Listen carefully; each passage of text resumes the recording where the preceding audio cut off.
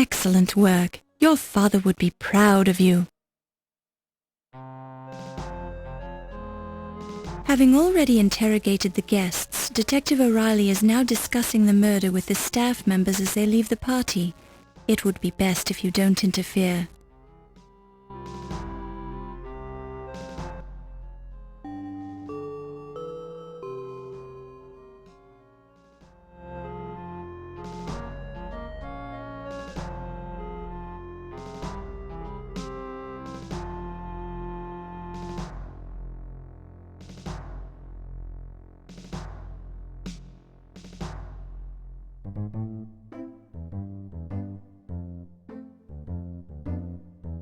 Hi, Miss Bowe. I'm Ernie Leach. Dr. Carrington told me you could stay a while and talk to the staff. I've got to lock the doors, so just come and find me when you're ready to leave.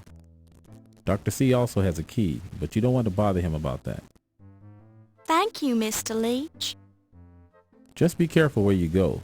Wolf will get upset if he finds you downstairs. See you later.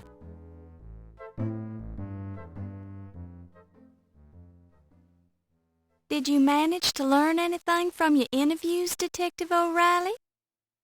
Don't bother your little head about it, lass. It's my job, sir. This is an official murder investigation, Miss Bowe.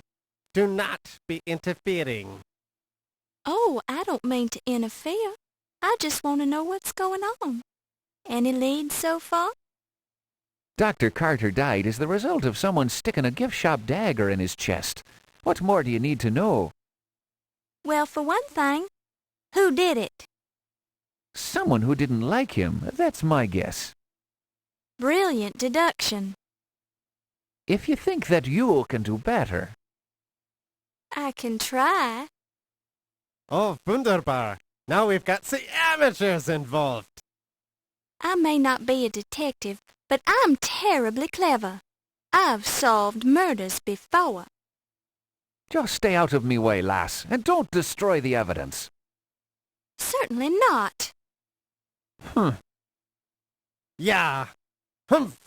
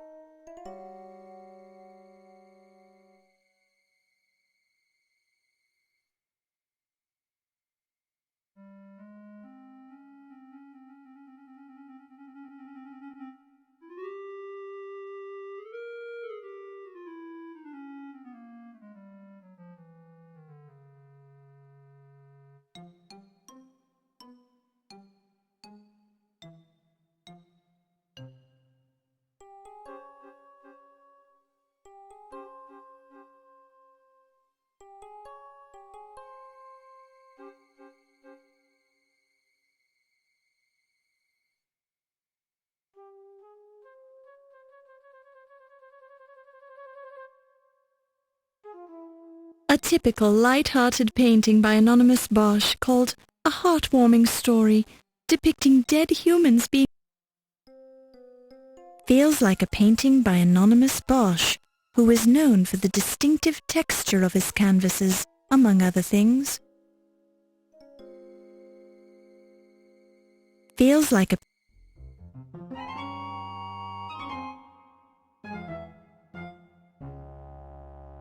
Inspecting the painting carefully, you note the bloody quality of the red pigment and recall that Bosch was known for the use of human blood in his paintings. An authentic recreation, at least in Bosch's mind, of happy-go-lucky skeletons tormenting a dead king named Graham.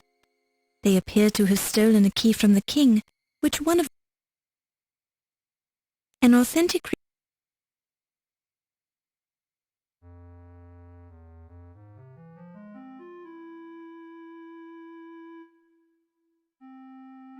You feel a blush creeping over your face as you look at the perfect body of Rodin's famous thinker.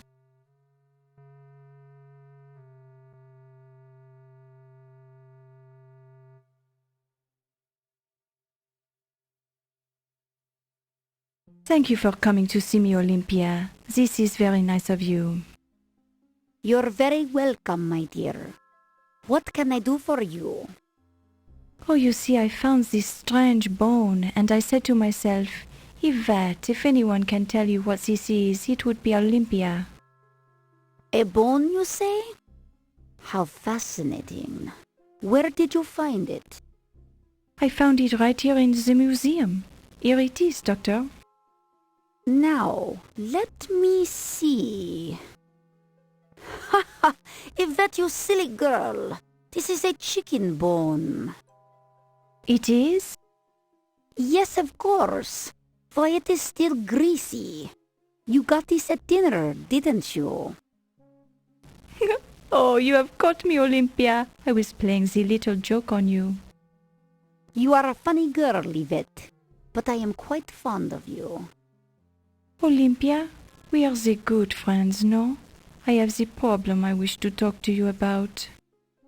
Oh, certainly. What is it? Come closer so I can whisper it to you. It is very personal, and I want no one to overhear. Oh, my.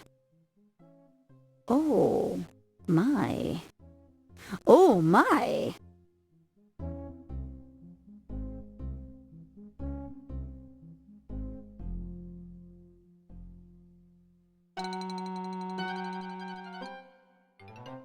A number of hieroglyphics are carefully drawn on the blackboard.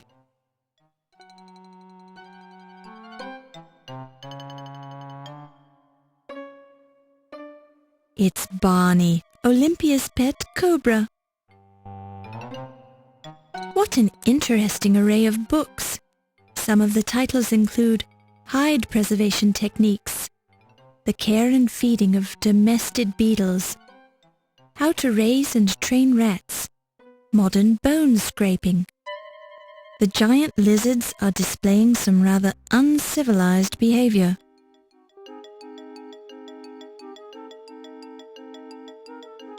It's an intercom slave unit.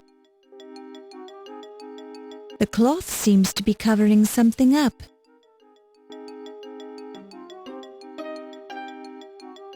It's half of the famed Rosetta Stone.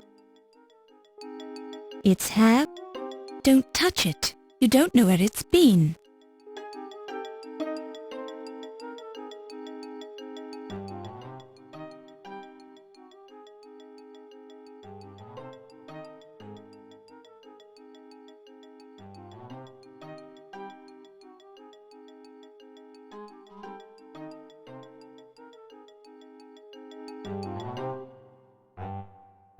The skull of the long-extinct horned rhesus, known in academic circles to be the source of much controversy.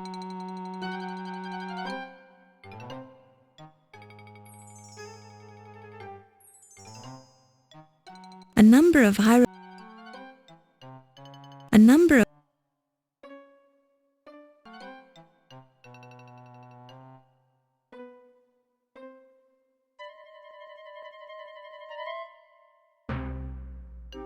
The bottle says, Dr. Moribund's Guaranteed Snake Oil.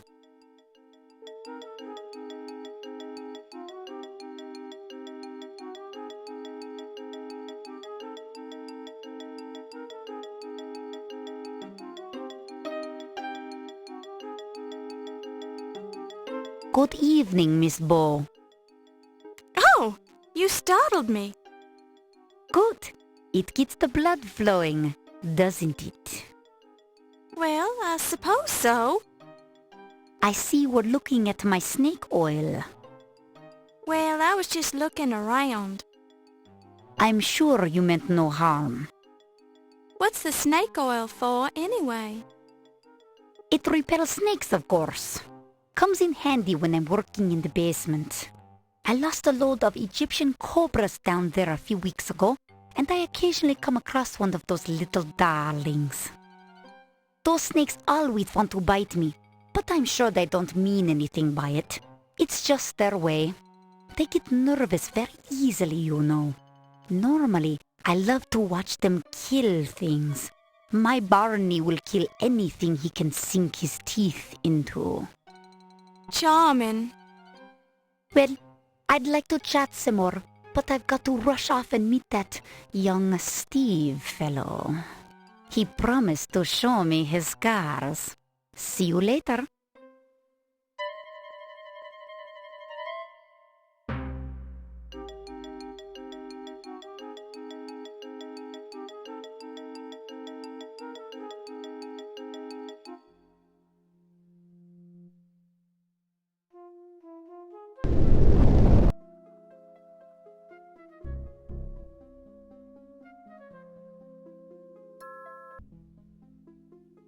Heavy stone masonry.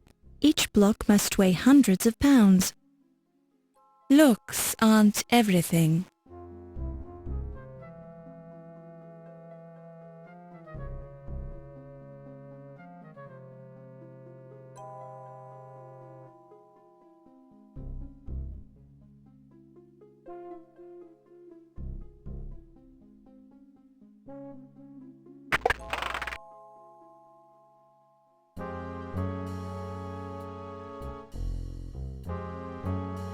The typewriter keys have made clean impressions in the carbon paper, but the letters are unreadable against a dark background.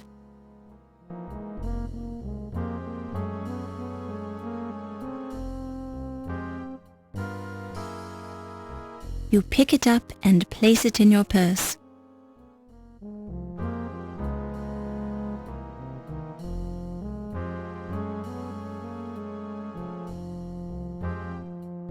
Backlit, you can read the words typed into the carbon paper. Ernie, Big Al called to see if you could do some fencing for him next week. He says he'll make it worth your while to do a fast fencing job.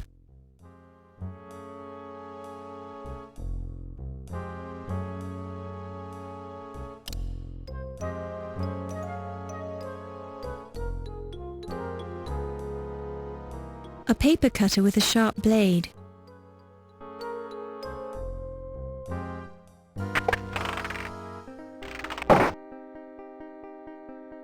You hear muffled voices coming through the door to Yvette's office.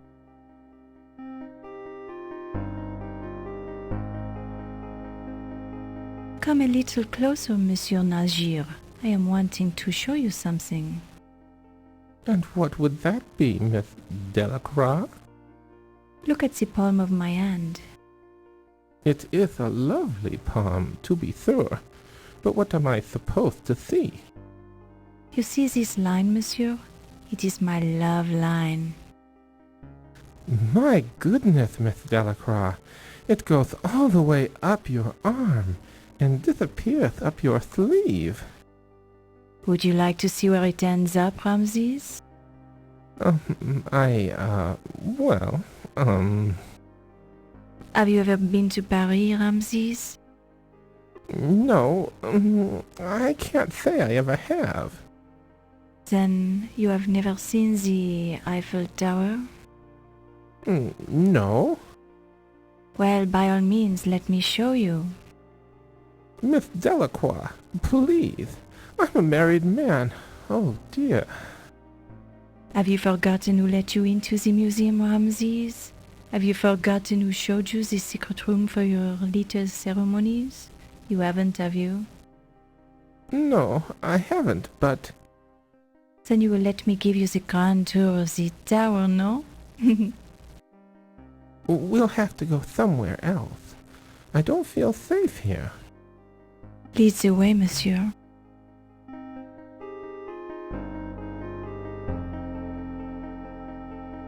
Charcoal. You pick it up and place it in your purse.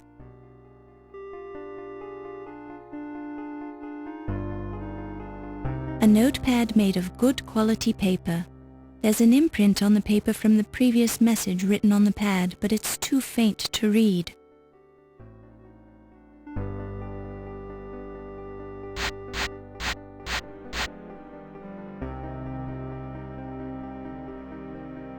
Rubbing the charcoal over the notepad has made the imprint readable. Yvette 8 o'clock Egyptian rum. Tut 10:15 Egyptian rum. Carrington 11 o'clock his office.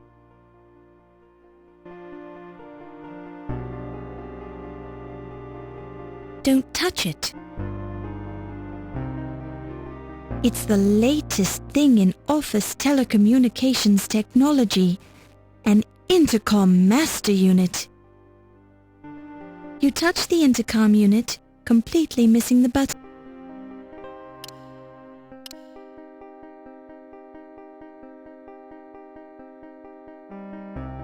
You touch the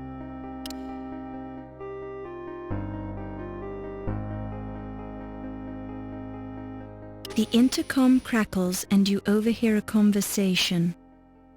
Oh, I so love your scars, Wolfie. Show them to me again, darling. They are yours to admire, my strudel. Hoopa! Very, very nice. Yeah, and I have this new bone for your collection. Ah, such a large bone, too. Where did you find it? I've been carrying this bone around for years. It is yours now, my Fräulein. You may do with it what you will. I'm impressed by your generosity, Wolfie. The intercom crackles and you overhear a conversation. Oh, my lover, how do you manage to do it so many times? Sure, and a man's got to do what a man's got to do. And you do it so well. Try and keep your voice down, lass. Someone might hear us. Oh, I do not care, my amour. Life, she is something we only enjoy once. Sure, and begorra, I do this at least 50 times a day to stay in shape. 50 times, ooh la la, and what do you call this movement?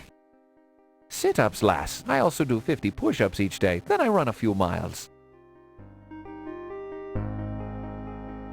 The intercom... I'm telling you, pal, you're not supposed to be down here.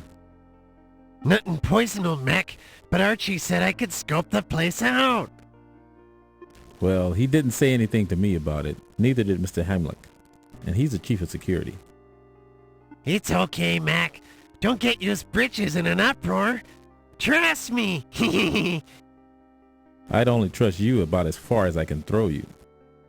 Hey now, there ain't no need for fiscal violence, Mac. I'll give you 10 seconds. If you aren't out of my sight by then, I'm gonna hurt you real bad. You're touchy, ain't ya? But I was done down here anyways. See you around, Mac. Not if I can help it. When you press the button, you touch the inter... When you press the... You touch the... You touch... You touch... You touch... You touch... You touch... You touch... You touch the... You touch... You touch... You touch... You touch... You touch... You touch... You touch... You touch...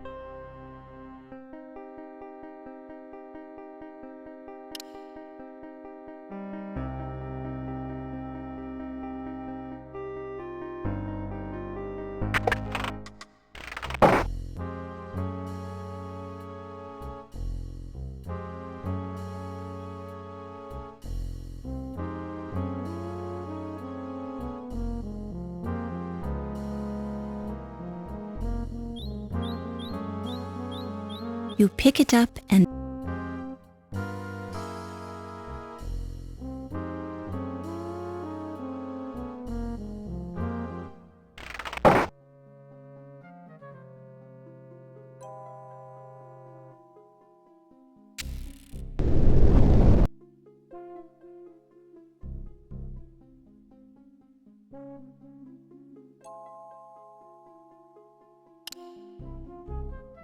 Oh dear, the light bulb blew out. You hope someone will invent a reliable light bulb one of these days.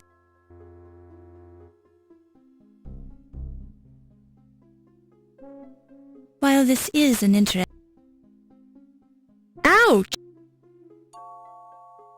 It's a burnt-out light.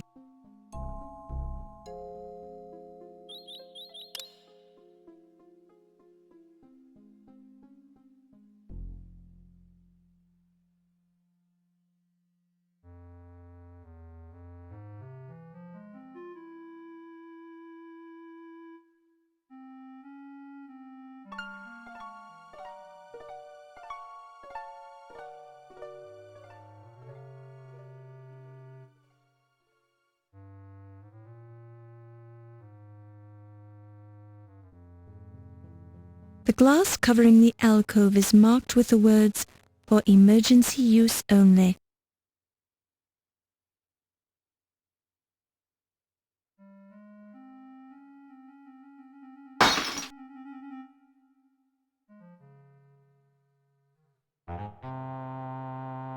Was ist los? What do you think you're doing? There's no emergency here. Nicht gefingerpoken mit der Lantern.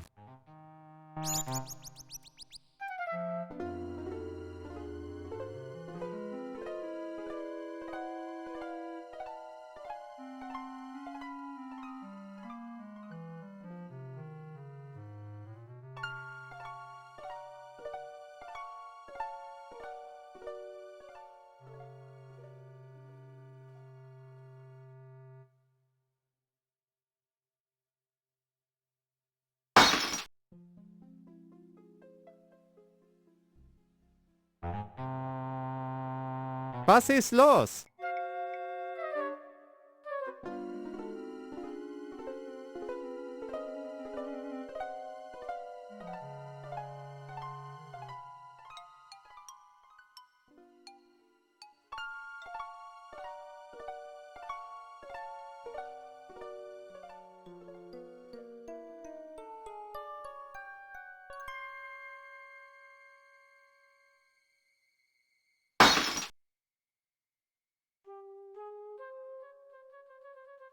You pick it up and place it in your purse.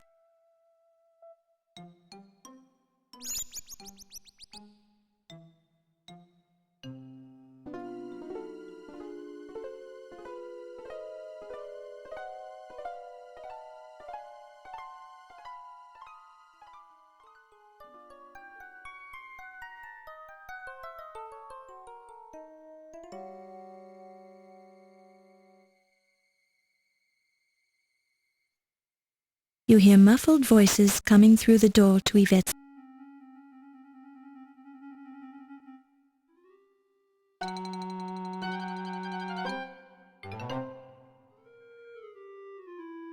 You hear muffled voices.